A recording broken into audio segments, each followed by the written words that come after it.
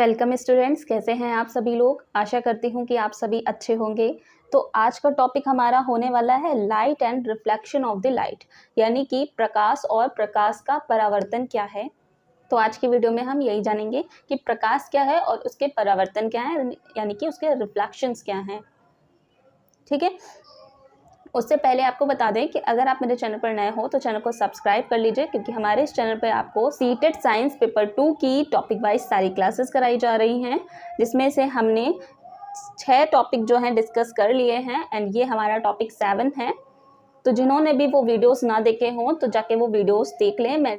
Videos का link आपको नीचे डिस्क्रिप्शन पर मिल जाएगा। इसके अलावा आपको प्लेलिस्ट का भी लिंक नीचे डिस्क्रिप्शन पर मिल जाएगा, तो आप वहाँ पर जाके वीडियोस को वॉच कर सकते हो। इसके अलावा जैसे ही साइंस के सारे टॉपिक्स कवर अप होंगे, हम उसके बाद साइंस की टॉपिक वाइज MCQs क्लासेस भी लेके आएंगे, जिसमें हम प्रीवियस ईयर्स जो क्वेश्चंस पूछे गए हैं 2011 से लेके 23 तक में, जो भी क्वेश्चंस आपके 23 के इनफैक्ट जो जुलाई 2024 तक में आपके जो भी क्वेश्चंस आपके साइंस से पूछे गए हैं, सारे के सारे वो आपका कवर अप कराएंगे MCQs क्लासेस में। ठीक है, तो पहले टॉपिक वाइज सारी क्लासेस हो जाएं, उसके बाद हम उसको भी स्टार्ट करेंगे, तो वो भी आपकी जल्दी आने वाली हैं क्लासेस। फिलहाल अभी हम स्टार्ट करते हैं टॉपिक 7 लाइट। सबसे पहले हम जान लेते हैं कि लाइट क्या होता है। देखिए, लाइट जैसे हम इन हिंदी प्रकाश कहते हैं, तो लाइट की वजह से हम क्या करते हैं, अगर कहीं पे किसी रूम में अंधेरा होता है तो अगर लाइट हम जलाते हैं तो हमें चीज़ें दिखाई देने लगती है कि कहाँ पर कौन सी चीज़ें हैं। लाइट का क्या मतलब हुआ कि जिसकी वजह से हम कोई चीज़ देख पा रहे हैं, कोई चीज़ सी कर पा रहे हैं। ठीक है, तो लाइट यानी कि प्रकाश वह है जिसके माध्यम से हम जो है किसी चीज़ को देख पाते हैं। इसके अलावा प्रकाश आपके दो तरह के हैं, एक आपका ल्यूमिनस, एक आपका नॉन ल्यूमिनस। जो ल्यूमिनस होते हैं, जो लाइट ल्यूमिनस होती है उसमें अपनी खुद की लाइट होती है। फॉर एग्जांपल जैसे आपकी सन हो गया, यानी कि जो सूर्य हो गया, उसमें अपना जो है खुद का प्रकाश होता है। इसके अलावा जो आपके बल्ब हो गए, लाइट्स हो गए, इनमें आपके लैंप्स हो गए, इनमें आपकी खुद की लाइट होती है। इसके अलावा आपके स्टार्स जो होते हैं, इनमें भी आपकी खुद की लाइट होती है। तो ये कैसे हैं, ये जिनमें भी अपनी खुद की लाइट्स होती हैं वो आपका ल्यूमिनस होता है। ठीक है, और जिनमें अपनी खुद की लाइट नहीं होती, फॉर एग्जाम्पल जैसे आपके मून हो गया, प्लैनेट हो गया, या फिर कोई भी चीज़ ले लो जिनमें आपकी खुद की लाइट नहीं होती, वो आपके नॉन ल्यूमिनस होते हैं। ठीक है, इसके अलावा अब हम बात कर लें कि जो लाइट की जो स्पीड होती है वह आपकी इन एयर, यानी कि हवा में जो लाइट की स्पीड होती है वह आपकी 3 × 10⁻⁻ मीटर/सेकंड होती है। इसके अलावा सबसे इम्पोर्टेंट पॉइंट कि जो आपका लाइट होता है वह आपका स्ट्रेट लाइन में गमन करता है, स्ट्रेट लाइन में चलता है। ठीक है, जो प्रकाश है वह आपकी सीधी रेखा में गमन करता है, और इसे हम प्रकाश का आयताकार प्रसार यानी कि रेक्टिलिनियर प्रोपेगेशंस कहते हैं। एक एग्जांपल से समझिए, जैसे एक ये कैंडल जल रही है। ठीक है, ये कैंडल है और एक बच्चा है, तो ये एक पाइप के थ्रू इस कैंडल की लाइट को देख रहा है। तो जब ये पाइप को सीधा करके देख रहा है तो इसको जो है लाइट नज़र आ रही है। ठीक है, इसकी लाइट दिख रही है। एंड जब ये पाइप को इस तरह से राउंड करके, यानी कि इस तरह से थोड़ा सा घुमा के ऐसे कुछ शेप में जब देख रहा है, तो ये लाइट को नहीं देख पा रहा है, ये नहीं देख पा रहा है। तो इसका मतलब क्या है, जो हमारी लाइट है, जो प्रकाश है, वह कैसा आपका गमन करता है, सीधी रेखा में गमन करता है। ठीक है, स्ट्रेट लाइन में। इसके अलावा एक और एग्जांपल से है, जैसे आपका पिन होल कैमरा। इससे भी पता चलता है। तो इससे पहले हम आपको कुछ और चीज़ें बता दें, जैसे ट्रांसपेरेंट, ओपेक एंड ट्रांसलूसेंट, यानी कि पारदर्शी, अपारदर्शी और पारभासी क्या होते हैं। तो पारदर्शी, जिन्हें हम इन इंग्लिश ट्रांसपेरेंट कहते हैं, तो जो भी वस्तुएं जिनके हम आर पार देख सकते हैं, तो वो आपकी कैसी होती हैं, आपकी ट्रांसपेरेंट होती हैं। फॉर एग्जाम्पल जैसे आप कोई कांच का ग्लास ले लो, तो उस ग्लास के आप आर पार देख पा रहे हो। ठीक है, उस मिरर के आप आर पार जो है देख पा रहे हो। तो कोई भी ऐसा मिरर जिसके हम आर पार देख पा रहे हैं वो ट्रांसपेरेंट में आ गया। लेकिन जो आपका पॉलिश मिरर होता है वो आपका ट्रांसपेरेंट में नहीं आता, क्योंकि उसमें हमारी इमेज दिखती है। इसके अलावा कोई भी ट्रांसपेरेंट जैसे शीट हो गई, या फिर कोई भी ट्रांसपेरेंट पन्नी हो गई, उसके हम आर पार देख रहे हैं तो वो भी आपकी ट्रांसपेरेंट हो गई। ठीक है, तो जो भी चीज़ें, फॉर वाटर जैसे हो गया, वाटर के भी हम आर पार देख पाते हैं, एयर के भी हम आर पार देख पाते हैं, एंड ग्लासेस के भी हम आर पार देख पाते हैं। तो ऐसी चीज़ें जिनके हम आर पार देख पाएँ तो वो आपकी कैसी होती हैं, ट्रांसपेरेंट होती हैं, पारदर्शी होती हैं। इसके अलावा जस्ट इसी का अपोजिट है ओपेक, अपारदर्शी। ठीक है, जिसे अपारदर्शी कहते हैं, इन इंग्लिश इसे ओपेक कहते हैं। तो जो भी वस्तुएं जिनके हम आर पार नहीं देख पाते वो आपकी कैसी होती हैं, वे आपकी अपारदर्शी वस्तुएं होती हैं। फॉर एग्जांपल जैसे आपका वुड का टुकड़ा हो गया, तो वुड के आप आर पार नहीं देख पाओगे, या आप अपनी कॉपी उठा लो, क्या आप अपनी कॉपी के आर पार देख पाओगे, नहीं देख पाओगे। तो ऐसी चीज़ें जिनसे हम उनके आर पार बिल्कुल भी नहीं देख पाते हैं, सो ऐसी चीज़ें आपकी कैसी होती हैं, अपारदर्शी होती हैं, ओपेक होती हैं। इसके अलावा थर्ड आता है आपका पारभासी, जिसे हम ट्रांसलूसेंट कहते हैं। ये ऐसी चीज़ें होती हैं, ऐसी वस्तुएं होती हैं जिनके हम आर पार देख तो पाते हैं मगर बहुत ही धुंधला दिखाई देता है, बहुत कम दिखाई देता है, एकदम क्लियर नहीं दिखाई देता। ऐसी चीज़ें जिनसे हम कुछ हद तक जो है आर पार देख पाते हैं, ऐसी चीज़ें आपकी पारदर्शी होती हैं, ट्रांसलूसेंट होती हैं। फॉर एग्जाम्पल जैसे आपका बटर पेपर हो गया, ठीक है, टिश्यू पेपर हो गया, उसमें अगर ऑयल लगा होता है तो उसकी वजह से हम उसके आर पार थोड़ा बहुत देख सकते हैं, लेकिन एकदम क्लियर नहीं देख सकते, हमें ब्लर ब्लर दिखेगा, लेकिन एकदम क्लियर नहीं दिखेगा, बट दिखेगा, ठीक है। तो ऐसी चीज़ें जिनके आर पार कुछ हद तक दिखता है, ऐसी चीज़ें आपकी ट्रांसलूसेंट होती हैं। तो इतनी बात आपको समझ में आ गई। अब हम देखेंगे पिन होल कैमरा। एनसीईआरटी में पिन होल कैमरा के बारे में बात की गई है, जो कि आप खुद से भी बना सकते हो। काफ़ी सिंपल होता है, काफ़ी इजी होता है। पहले के ज़माने में बहुत यूज़ में भी लिया जाता था पिन होल कैमरा, और इसको बनाना भी काफ़ी इजी है। इसमें क्या होता है कि जैसे आप इमेज में देख पा रहे हो कि 2 बॉक्सेस हैं, एक दोनों बॉक्सेस में थोड़ा सा माइन सा अंतर है साइज में, एक आपका थोड़ा सा बड़ा है और एक उससे थोड़ा सा छोटा है, क्योंकि हमें एक बॉक्स से दूसरे बॉक्स को उसके अंदर डालना होता है, इसलिए थोड़ा सा छोटा बनाना पड़ता है दूसरा वाला। तो एक बॉक्स में हम क्या करेंगे, आगे साइड इस तरह से छेद किया जाता है, गोल इस तरह से कट कर लिया जाता है गोल शेप में, और जो दूसरा बॉक्स होता है उसको हम स्क्वायर शेप में इस तरह से काट के इसमें पेपर लगा दिया जाता है, और फिर इस बॉक्स को इस दूसरे बॉक्स में अंदर डाल दिया जाता है। एंड देन हम इससे जो है लाइक जैसे जलती हुई कैंडल हो गई, उससे जब हम इसको देखते हैं तो जब इसकी जो इमेज होती है वह आपकी जो है वास्तविक यानी कि रियल इमेज बनती है। हमें उल्टी इमेज दिखाई देती है, इसके अलावा हमें रियल इमेज दिखती है, उल्टी इमेज दिखती है, और साइज में छोटी इमेज दिखती है। लेकिन इमेज जो है आपकी कलर में दिखेगी, कलर सेम होगा इमेज का, ठीक है। बस आपको साइज में छोटी, इन्वर्टेड एंड रियल इमेज दिखेगी। रियल इमेज से मतलब आप समझे, जैसे आप अपने घर में मिरर में अपनी खुद की इमेज देखते हो तो आप क्या सोचते हो, आपकी जो इमेज है वो मिरर में आगे साइड बन रही है? नहीं, वो मिरर के पीछे बनती है, जिसे हम आभासी कहते हैं, वर्चुअल कहते हैं, क्योंकि वो मिरर जो है इमेज के पीछे बन रही है। हमारी इमेज नॉर्मली हर जगह नहीं बन जाती। हमारी इमेज क्या किसी पर्दे पर बनेगी? नहीं बनेगी। हमारी इमेज क्या किसी वॉल पर बनेगी? नहीं बनेगी।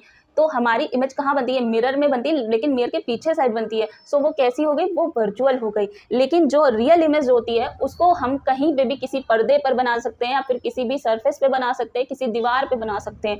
तो ऐसी इमेज जिसे हम कहीं पे भी बना सकते हैं, लाइक कर्टेन, वॉल या फिर सरफेस पे कहीं पे भी बना सकते हैं, वो आपकी रियल इमेज होती है। आई होप कि आपको समझ में आया होगा। तो आपको बस मोटे तौर पे इतना ध्यान रखना है कि जो पिन होल कैमरा होता है उसमें इमेज किस तरह से बनती है। उसमें इमेज जो है आपकी रियल बनती है, इन्वर्टेड बनती है और स्मॉल बनती है, और इमेज का जो कलर होगा वो सेम टू सेम होगा, ठीक है। ऐसा नहीं कि कलर लेस बने, आपकी कलर में बनेगी और कलर भी आपका सेम ही होगा। अब इससे ये प्रूफ होता है पिन होल कैमरा से कि जो लाइट होती है वह आपकी स्ट्रेट लाइन में जो है गमन करती है, ठीक है। कैसे गमन करती है? स्ट्रेट लाइन में गमन करती है। तो ये था पिन होल कैमरा के बारे में। आपको इमेज ये याद रखना है कि जो इमेज है वो कैसी बनती है, real, inverted and small image, and colour में सेम बनती है, ये आपको ध्यान रखना है। अब नेक्स्ट हम पढ़ेंगे प्रकाश का किरण पुंज यानी कि बीम ऑफ लाइट। तो देखिए किरण क्या होती है? किरण जैसे प्रकाश की एक सिंगल लाइन, जैसे ये आपका प्रकाश है, इसकी एक स्ट्रेट लाइन, यही आपकी किरण होती है, इसी को हम रे बोलते हैं। और जब ये काफ़ी सारे रे का कलेक्शन होता है ना, संग्रह होता है, तो यही आपकी क्या कहलाती है? बीम ऑफ लाइट कहलाती है, ठीक है। यही आपकी बीम ऑफ लाइट कहलाती है। फॉर एग्जाम्पल जैसे आप टॉर्च जलाते हो तो टॉर्च की जो लाइट है वो एक तरह से फोकस की तरह पड़ती है, ठीक है। एकदम स्ट्रेट लाइट जो है उसकी एकदम स्ट्रेट जाती है, ठीक है। तो उसमें कई सारी किरणें, कई सारी रेज होंगी, तो वो आपका कैसा हो गया? अगर वो आपका बीम ऑफ लाइट हो गया।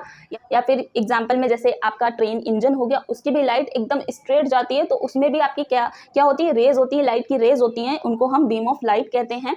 जिनकी भी फॉर एग्जाम्पल कार की, स्कूटर की, जिनकी भी लाइट एकदम फोकस की तरह सीधी जाती हैं, एकदम स्ट्रेट जाती हैं, सो वो आपकी बीम ऑफ लाइट होती हैं। अब जैसे आप एक बल्ब जला लो घर में, तो बल्ब की जो आपका बल्ब का रोशनी जो होगा वो चारों तरफ फैल जाएगा, वो एकदम स्ट्रेट लाइन में नहीं जाएगा। लेकिन उसी जगह पर आप एक टॉर्च जला के देखना, जो टॉर्च का लाइट होगा वो एकदम स्ट्रेट जाएगा, क्योंकि उसमें लाइट रेज में है, ठीक है। उसमें बीम ऑफ लाइट है, यानी कि किरण का संग्रह है, कलेक्शन है। ओके, आई होप कि आपको ये समझ में आया होगा। आओ अब हम रिफ्लेक्शन ऑफ द लाइट देखेंगे, यानी कि प्रकाश का परावर्तन देखेंगे। तो देखिए, लाइट कब रिफ्लेक्ट होती है? जब हम लाइट को किसी भी शाइनी सरफेस पे, जब भी लाइट किसी भी शाइनी सरफेस पे गिरती है तो वह अपने मार्ग से जो है विचलित हो जाती है, यानी कि दूसरी डायरेक्शन पे चली जाती है। ठीक है, इसमें बताया कि जैसे कोई भी पॉलिश किया हुआ सरफेस, लाइक जैसे मिरर ही हो गया, तो जब भी मिरर पे कोई लाइट पड़ती है, मिरर पॉलिश वाला मिरर, अगर मिरर पॉलिश वाला नहीं होगा तो मिरर को क्रॉस करते हुए वो लाइट निकल जाएगी, फिर वो आपकी दूसरे डायरेक्शन पे नहीं जाएगी। बट अगर शाइनी सरफेस होगा, मतलब यानी कि अगर मिरर के बैक में पॉलिश होगी, पॉलिश अच्छा किससे होती है? तो पॉलिश आपकी सिल्वर या फिर एल्यूमिनियम की होती है। तो दो तरह की मिरर में पॉलिश होती है, दो तरह के मेटल से पॉलिश की जाती है, या तो एल्यूमिनियम और या फिर आपकी सिल्वर से। तो मोस्टली जो है आपकी एल्यूमिनियम से ही पॉलिश की जाती है मिरर पे। तो जब भी हम मिरर पे, कोई पॉलिश वाले मिरर पे जो है लाइट पड़ती है, तो वो जो है इस तरह से, ये मिरर है और जब इस पर ये लाइट आई तो ये क्या करेगी, यहाँ पे जैसे ही लाइट पड़ेगी तो ये वापस से इधर चली जाएगी, दूसरी डायरेक्शन पे चलेगी, नीचे नहीं आएगी, नीचे नहीं आएगी, ये यहीं से ही टर्न हो लेगी। ठीक है, तो इसी को जो है क्या बोलते हैं? रिफ्लेक्शन ऑफ द लाइट, प्रकाश का परावर्तन। कोई भी शाइनी सरफेस लाइक वाटर भी हो गया, तो अगर उस पर भी लाइट पड़ेगी तो लाइट जो है दूसरी डायरेक्शन पे चली जाएगी। मिरर हो गया, दूसरी डायरेक्शन पे चली जाएगी, या फिर कोई भी तेल लगी हुई प्लेट भी होगी तो लाइट पड़ के दूसरी डायरेक्शन पे चली जाएगी। ठीक है, तो अब हम इनका देखेंगे लॉ ऑफ रिफ्लेक्शन, प्रकाश के परावर्तन के नियम। सो इसमें फर्स्ट पॉइंट है कि जो मिरर है, मिरर से टकराने के बाद जो आपका प्रकाश किरण है, रे ऑफ लाइट है, वह दूसरी दिशा में परिवर्तित हो जाती है, रिफ्लेक्ट हो जाती है। सेकेंड नंबर है कि किसी भी सरफेस पे पड़ने वाली जो प्रकाश किरण है उसको हम आपतित किरण, इंसिडेंट रे कहते हैं। और जो पृष्ठ से परावर्तन के बाद वापस आने वाली जो प्रकाश किरण को परावर्तित किरण यानी कि रिफ्लेक्टेड रे कहते हैं। अब ये फिगर से समझिए, जैसे ये मिरर है, ठीक है, तो ये जो आपकी रे आई, तो ये रे आपकी कौन सी रे हो गई? ये आपकी इंसिडेंट रे हो गई, जिसको हम आपतन किरण कहते हैं या फिर आपतित किरण कहते हैं। ठीक है, तो ये आपकी रे आपकी आई है, आपकी लाइट रे आई, तो ये इसे इंसिडेंट रे, आपतित किरण कहते हैं। और जब ये आपकी यहीं से टर्न हो लेती है तो इसको हम रिफ्लेक्टेड रे यानी कि परावर्तित किरण कहते हैं। और ये जो है आपका मिरर है और ये मिरर पे आपकी पॉलिश है। ठीक है, इसके बाद जब ये इस बिंदु पे पड़ती है तो ये आपका कौन सा बिंदु कहलाता है? इसे हम अभिलंब कहते हैं, अभिलंब कहते हैं इसे। इन इंग्लिश इसे नॉर्मल कहा जाता है। ठीक है, इन इंग्लिश इसे नॉर्मल कहते हैं, इसे अभिलंब कहते हैं। जिस बिंदु पर आपतित किरण मिरर से टकराती है उस बिंदु से सीधी रेखा पर, उसी सरफेस पर जो ये हमने ड्रॉ किया है, इसे हम अभिलंब यानी कि नॉर्मल कहते हैं। अब जो आपतन किरण और अभिलंब के बीच का जो कोण होता है उसे हम आई बोलते हैं और इसे हम आपतित कोण बोलते हैं,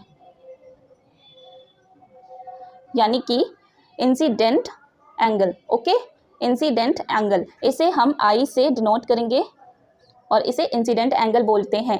कौन से एंगल को? जो आपके आपतन किरण और अभिलंब के बीच का एंगल होगा, इस एंगल को हम आई से डिनोट करते हैं एंड इसके हम आपतित कोण यानी कि इंसिडेंट एंगल कहते हैं।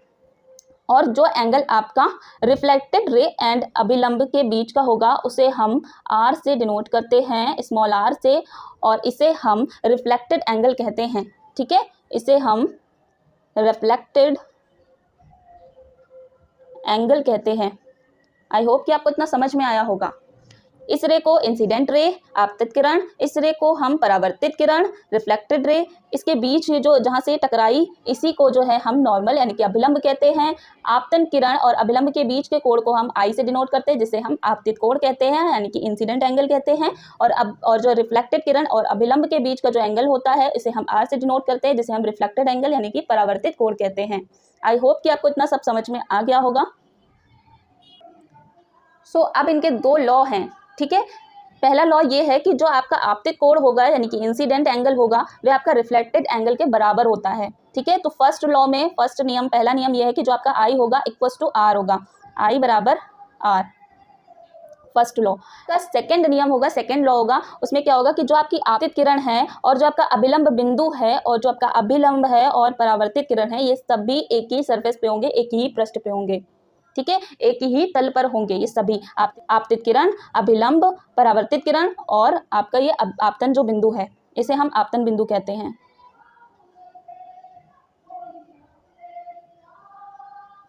ठीक है। तो ये आपतन बिंदु, आपतित किरण, अभिलंब और परावर्तित किरण ये सभी कुछ एक ही तल पर होंगे।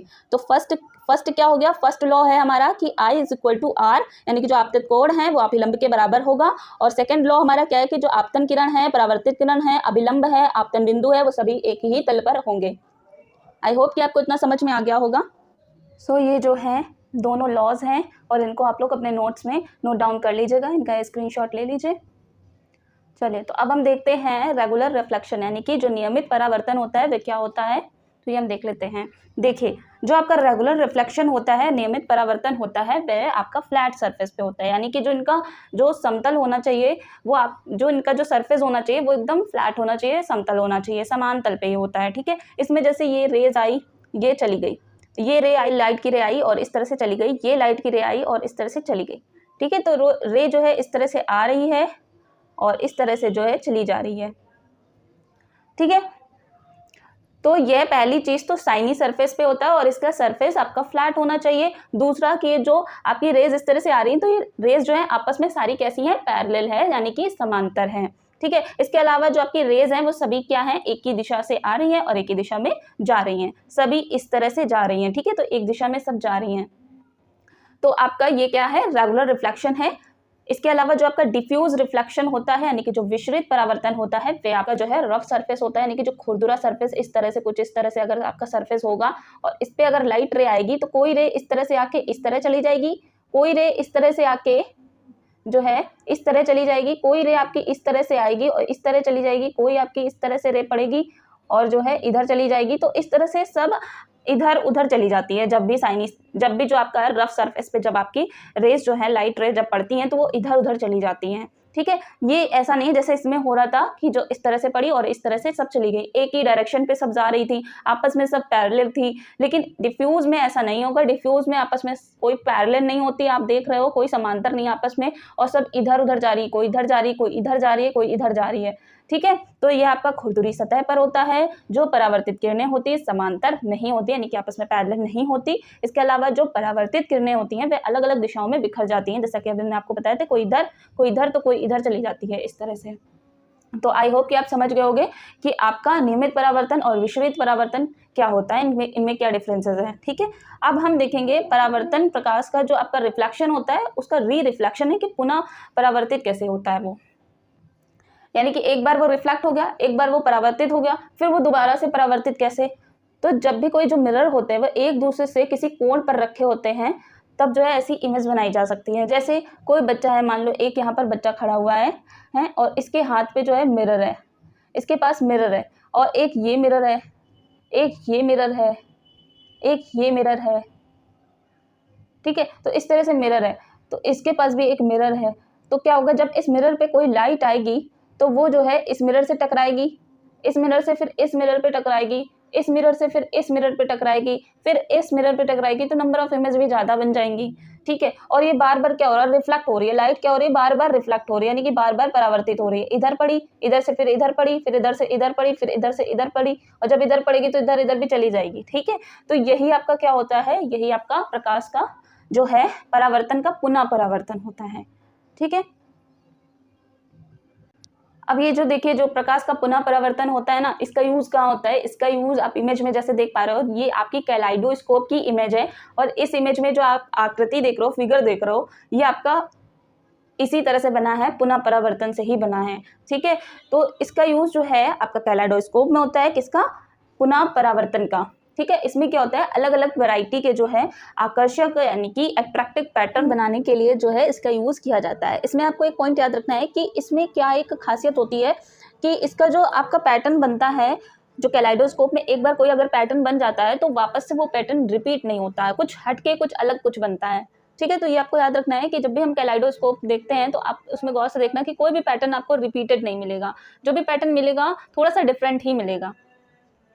ठीक है, इसके अलावा इसमें कुछ न्यूमेरिक क्वेश्चंस भी आते हैं इस तरह से, जिसमें दो मिरर होते हैं और बीच में एक ऑब्जेक्ट होता है। तो आपके जिसमें दो मिरर हो और बीच में ऑब्जेक्ट हो तो वो आपका सिमेट्रिकल प्लेस होता है, यानी कि सममित रूप होता है। ठीक है, और जिसमें ऑब्जेक्ट बीच में ना होकर ऊपर नीचे साइड पे कहीं पे भी होगा बट बीच में ऑब्जेक्ट नहीं होगा, मिरर के दोनों बीच में जो है ऑब्जेक्ट नहीं होगा, ऊपर नीचे कहीं होगा तो वो आपका असिमेट्रिकल प्लेस होता है, यानी कि असममित रूप होता है।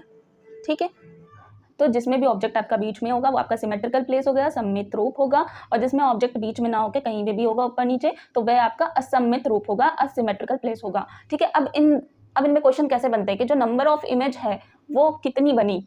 ठीक है, तो यहाँ पे एंगल 40 लिया हुआ है। ठीक है, तो नंबर ऑफ इमेज निकालने के लिए फॉर्मूला है 360 बाई ए से मतलब है कि यहाँ पे जितने डिग्री का कोण होगा वो यहाँ पर लिखा जाएगा, और ब्रैकेट के बाहर आपको -1। ठीक है, तो यहाँ पे जैसे 360 लिखना है, उसके बाद अगर हमको इसका निकालना है तो इसमें एंगल आप देख रहे हो कि 40 का है, 40 एंगल है, तो हम 40 से इसको डिवाइड कराएंगे तो 9 आएगा, और -1 कराएंगे तो 8 आएगा, यानी कि इसमें आपका 8 इमेज बनी।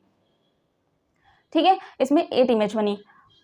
और जैसे इसमें आपको निकालना हो असिमेट्रिकल प्लेस में, अगर आपको नंबर ऑफ इमेज निकालनी है तो इसका फॉर्मूला होगा 360 डिग्री बाई ए। इसमें -1 नहीं यूज होगा, जैसे इसमें हो रहा था हमें सिमेट्रिकल में -1 लगाना पड़ेगा, लेकिन इसमें नहीं लगाना पड़ेगा। अच्छा, सिमेट्रिकल में अगर आपका जैसे 360 बाई यहाँ पर ए की जगह जो भी आपका यहाँ पर डिग्री में लिखा होगा, अगर आपका 9 निकलता है यहाँ पे, या 8 निकलता है, या 7 निकलता है, कोई भी नंबर इवन या ऑड कोई भी नंबर आपका निकलता है, आपको -1 करना पड़ेगा। ठीक है, लेकिन इधर क्या होगा कि 360 बाई ए, यानी कि ए आपका जैसे आप 40 है तो 360 अपॉन में 40, सो ये 9 टाइम्स कटेगा, तो 9 आपका कैसा ऑड नंबर है। यहाँ पर एक नोट पॉइंट दिखा है कि नंबर ऑफ इमेज अगर इवन नंबर आएंगे तो आपको -1 करना पड़ेगा, तो यहाँ पे 9 तो हमारा ऑड नंबर है, सो इसका ये आंसर सही है। ठीक है, बट अगर 40 की जगह अगर यहाँ पर आपका एंगल होता, मान लो 60 होता, तब क्या होता कि 360 बाई ए, ये इसका फॉर्मूला है। ठीक है, तो हम 360, और अगर एंगल हमारा 60 होता तो हम यहाँ पे 60 लिखते, और 60 से 360 आपका 6 टाइम पे कटता, और 6 आपका होता है इवन नंबर। तो इवन नंबर आपको बता दें कि इवन नंबर वो नंबर्स होते हैं जो 2 से डिविजिबल हों, तो इवन नंबर जैसे आपका 2, 4, 6, 8, 10, 12, 14। ठीक है, तो ये सभी आपके इवन नंबर होते हैं, तो यहाँ पे 6 आपका इवन नंबर है। और इसमें नोट पॉइंट है कि जो नंबर ऑफ इमेज अगर इवन नंबर आएगी तो आपको -1 करना होगा। ठीक है, तो यहाँ पर ये आंसर अभी 6 नहीं होगा, क्योंकि 6 एक इवन नंबर है, अब इसमें हम -1 करेंगे तब इसका आंसर आएगा 5। सो 5 इमेज बनेंगी, तो ये इसका आंसर होगा। ठीक है, आई होप कि आपको समझ में आ गया होगा। इसमें तो आपको ऐसे ही जैसे ही फॉर्मूला है, बस जो भी एंगल होगा आपको नीचे रख के डिवाइड करके -1 करके आपका आंसर निकल आएगा, नंबर ऑफ इमेज निकल आएंगे। बस इसमें आपको एक नोट पॉइंट याद रखना है कि ये आपका फॉर्मूला है, इसमें -1 हम नहीं करेंगे, तभी हम करेंगे -1 जब आपका जो नंबर ऑफ इमेज जब आपकी इवन आएंगी तब हम -1 करेंगे। ठीक है, आई होप कि आपको समझ में आ गया होगा। So light and light of reflection के टॉपिक से आपका बस इतना ही था। नेक्स्ट टॉपिक में हम लेंसेज के बारे में डिस्कस करेंगे, जिसमें हम लेंसेज पढ़ेंगे, मिरर पढ़ेंगे। सो कितने टाइप के आपके लेंस होते हैं, कितने टाइप के आपके मिरर होते हैं, सो उनको टॉपिक को डिस्कस करेंगे नेक्स्ट क्लास में। एक और बात, जो भी स्टूडेंट सीटेट साइंस पेपर की तैयारी कर रहे हो, स्पेशली साइंस पेपर 2 की तैयारी कर रहे हो, तो टॉपिक वाइज आपको यहाँ पे सारी क्लासेस मिल जाएंगी। सो आप सारे ही टॉपिक को पढ़ते चलिए, और जैसे सारे टॉपिक्स कंप्लीट होंगे लास्ट में टॉपिक वाइज आपको एमसीक्यूज क्लासेस भी देखने को मिलेंगी, तो तैयारी आपकी अच्छी खासी हो जाएगी। और इस बार के सीटेट दिसंबर वाले को आप लोग जरूर से, चाहे जहां से जितना भी नॉलेज मिला, आप उस नॉलेज को जो है ज़्यादा से ज़्यादा नॉलेज को प्राप्त कर पाओ, जिससे क्या हो, अभी हाल ही में बहुत सारी वैकेंसीज निकलने को आ रही हैं। अभी आपने सुना भी होगा कि उत्तर प्रदेश में योगी जी ने भी कहा है कि वो जल्दी ही आपकी वैकेंसीज आउट करने वाले हैं। सो वैकेंसीज हर तरफ से जल्दी आने वाली है। बीपीएससी की भी आप लोग तैयारी कर ही रहे होगे, तो ऐसा मत करिएगा कि बीपीएससी तैयारी छोड़ के आप यूपी की सुपरटेट तैयारी में लग जाओ, क्योंकि आपको तो पता है अभी इसमें थोड़ा बहुत वक्त लगेगा। तो अभी आप बीपीएससी की तैयारी अगर कर रहे हो तो उसको अपना कंटिन्यू रखो। सो मिलते हैं नेक्स्ट टॉपिक नेक्स्ट क्लास में, तब तक के लिए thanks for watching this video.